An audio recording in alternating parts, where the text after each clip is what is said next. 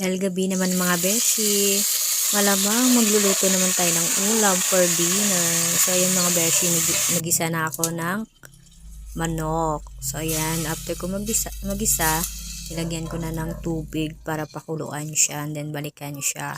So after kumulo, malamang ilagay na natin yung sahog. So ligay ko na yung carrots, patatas at anong tawag dito? Taro para lumapot, para mas lalo pang sumarap, 'di ba? Para magkakulay din yung niluluto nating ulam. Yan, mekas-mekas natin saglit. And then, hayaan na natin. And then, after kumulo, nilagay ko na yung sili para medyo maanghang-anghang. And then, yan, lagay ko na ng repolyo. O, diba? Colorful na perfect talaga ang gawa ko. Ay, char. So, ayan na, kumulo ng mga beshi kasi alam mo naman gutom ng mga tao kasi gabi na. O, tignan nyo naman, 'di ba? Ang sarap. So, labas na yung kanin para simulan na natin kumain. O, tara, chibuga na!